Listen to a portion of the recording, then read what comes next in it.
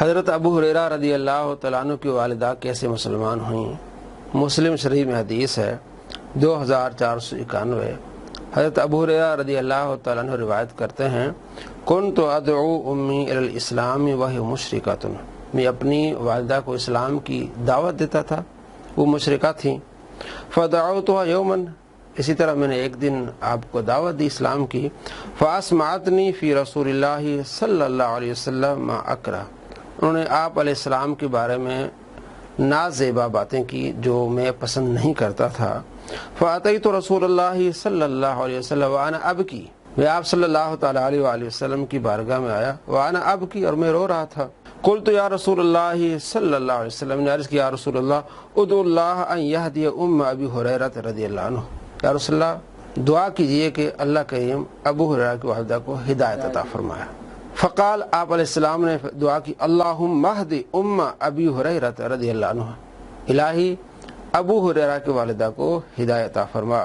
جب آپ علیہ السلام نے دعا فرمائی، فخرجت مستبشرا، میں دوڑا نکلا مستبشرا، خوشی سے، بے دعوت نبی صلی اللہ علیہ وسلم، آپ علیہ السلام کی دعا کے سبب، کہ آپ علیہ السلام نے دعا کی ہے تو میری والدہ اسلام لائیں گی، تو میں خوشی خوشی اپنے گھر کی طرف۔ فلما سرت الی الباب، جب میں گھر کے دروازے پر پہنچا، فاذا ہوا مجافن، دروازہ بند تھا۔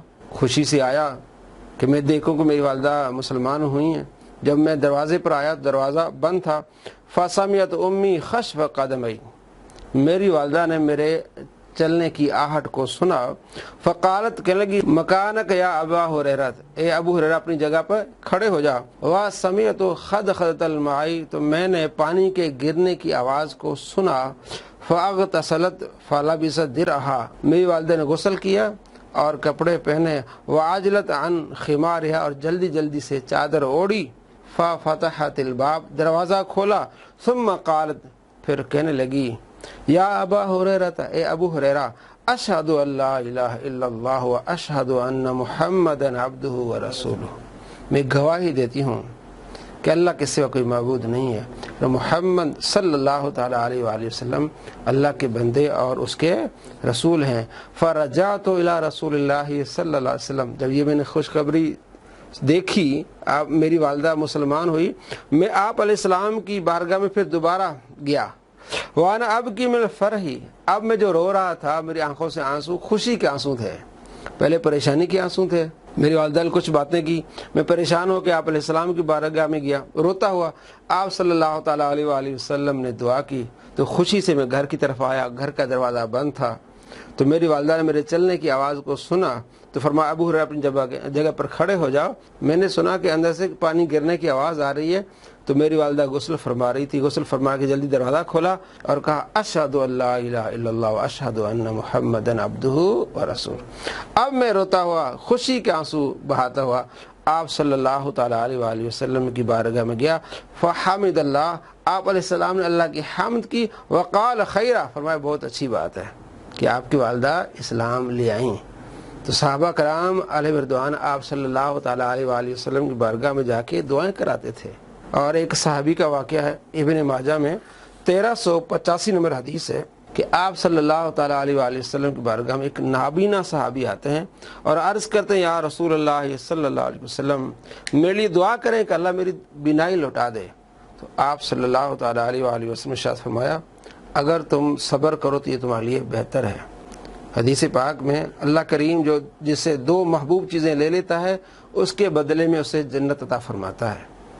دو محبوب چیزیں کون سی ہیں؟ یہ دو آنکھیں، جب بینائی زائل ہو جاتی ہے، چلی جاتی ہے، اس پر بندہ صبر کرتا ہے تو اس کے بدلے میں اللہ کریم اسے جنت عطا فرماتا ہے۔ ان اللہ مع الصابرین۔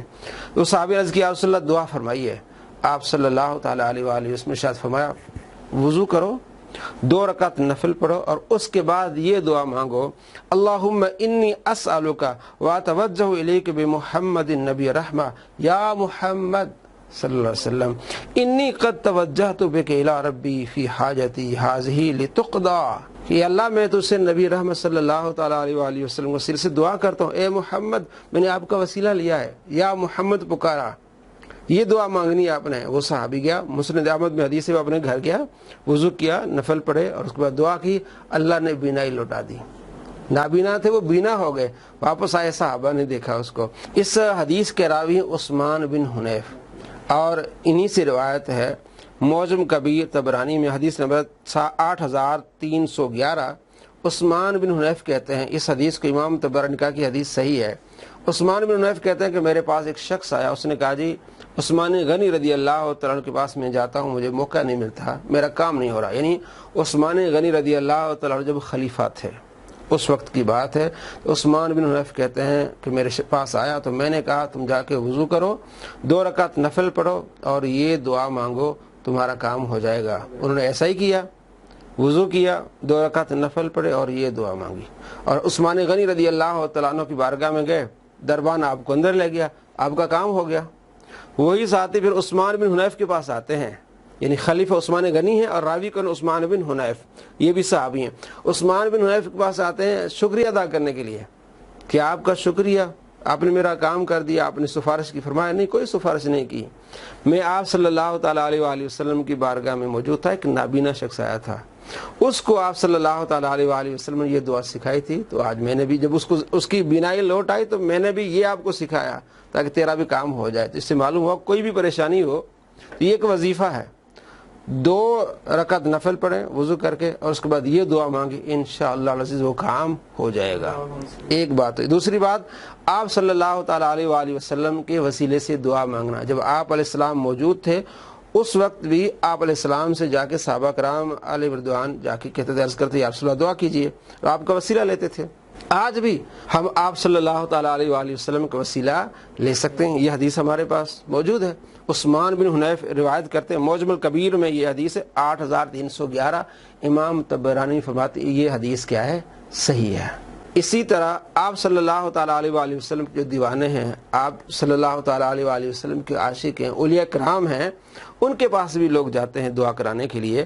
بخاری شریف میں حدیث 6502، آپ صلی اللہ تعالیٰ علیہ وآلہ وسلم روایت کرتے ہیں، اللہ کریم فرماتے ہیں، حدیث قدسی ہے کہ جو فرائض مکمل کرتے ہیں، نوافل کی کثرت کرتے ہیں، میں ان کے پاؤں ہو جاتا ہوں، میں ان کی زبان ہو جاتا ہوں، میں ان کے آنکھ، میں ان کے ہاتھ بن جاتا ہوں، جب وہ مجھ سے مانگتے ہیں تو میں انہیں ضرور عطا کرتا ہوں۔ تو اس لیے مسلمان اولیاء کرام کے پاس جاتے ہیں، اگر وہ زندہ ہیں ان سے دعا کراتے ہیں، اللہ کریم دعا قبول فرماتے ہیں، اور فوت ہو جائے تو ان کے وسیلے سے دعا کی جاتی ہے۔ اہل سنت کا عقیدہ ہے کہ آپ صلی اللہ تعالیٰ علیہ وآلہ وسلم کے زمانے میں آپ صلی اللہ تعالیٰ علیہ وآلہ وسلم کا وسیلہ لیا جاتا تھا، اور اس کے بعد بھی آپ صلی اللہ تعالیٰ علیہ وآلہ وسلم کا وسیلہ لیا جا سکتا ہے، یہ جائز ہے، مستحسن ہے۔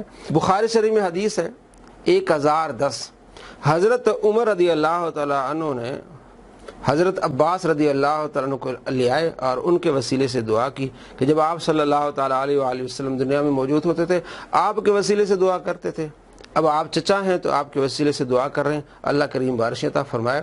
تو اس روایت کو لے کے کچھ حضرات جو ہیں وہ یہ کہتے ہیں جناب صرف زندوں کا وسیلہ لیا جا سکتا ہے، جو فوت ہوئے ان کا وسیلہ نہیں لیا جا سکتا۔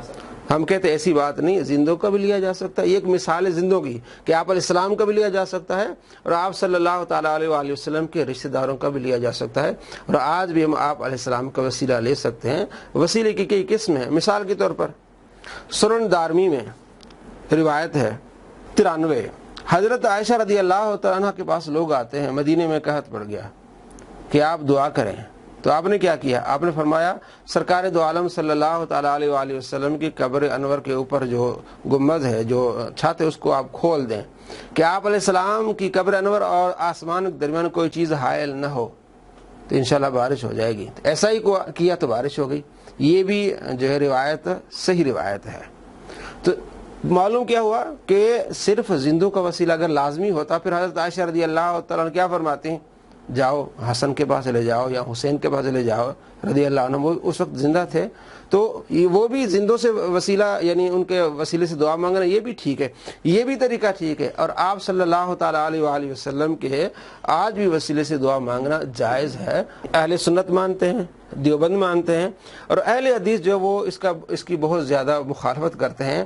تو اہل حدیث کے 3 جو علماء ہیں ان کی کتابوں سے میں آپ کو حوالے دیتا ہوں، جو وہ یہ مانتے ہیں کہ آج بھی آپ صلی اللہ تعالیٰ علیہ وآلہ وسلم کے وسیلے سے دعا کی جا سکتی ہے، ان میں سے ان کے بہت بڑے چوٹی کے عالم ہیں علامہ ابن تیمیہ، ان کی کتاب ہے قاعدہ جلیلہ فی التوسل والوسیلہ، کہتے ہیں صفحہ نمبر 5 اور 6، کہتے ہیں اللہ کریم کی بارگاہ میں وسیلہ پیش کرنا صرف حضور نبی اکرم صلی اللہ تعالیٰ علیہ وآلہ وسلم پر ایمان اور آپ صلی اللہ تعالیٰ علیہ وآلہ وسلم کی اتباع کی وجہ سے ہے، اور آپ صلی اللہ تعالیٰ علیہ وآلہ وسلم کی اتباع اور آپ صلی اللہ تعالیٰ علیہ وآلہ وسلم پر ایمان کی وجہ سے یہ توسل ہر ایک پر ہر حال میں ظاہراً باطناً اور آپ صلی اللہ تعالیٰ علیہ وآلہ وسلم کی حیات میں اور وفات کے بعد موجودگی و غیبوبت میں فرض ہے۔ کہتے فرض ہے، آپ صلی اللہ تعالیٰ علیہ وآلہ وسلم وسیلہ حیات میں تھے، اس وقت بھی آپ علیہ السلام کو وسیلہ لینا فرض تھا، اور آج اگر آپ موجود نہیں ہیں تب بھی وفات کے بعد بھی آپ صلی اللہ تعالیٰ علیہ وآلہ وسلم کو وسیلہ لینا کیا ہے؟ فرض ہے۔ یہ اہل حدیث کے بہت بڑے عالم ہیں، اور یہی پتنی اپنے بزرگوں کو نہیں مانتے، ان کی تحقیق کو نہیں مانتے۔ دوسرے ان کے چوٹی کے عالم ہیں علامہ شوکانی، ان کی کتاب ہے الدر الندید فی اخلاص کلمت التوحید، صفحہ نمبر 6 پہ لکھتے ہیں حضور نبی اکرم صلی اللہ تعالیٰ علیہ وآلہ وسلم سے توسل آپ صلی اللہ تعالیٰ علیہ وآلہ وسلم کی حیات میں بھی ہے اور وصال کے بعد بھی ہے، علامہ شوکانی۔ اور اسی طرح ان کے شیخ عبد الرحمن مبارک پوری وہ بھی لکھتے ہیں، اور اسی طرح نواب صدیق حسن خان بھوپالی بھی لکھتے ہیں۔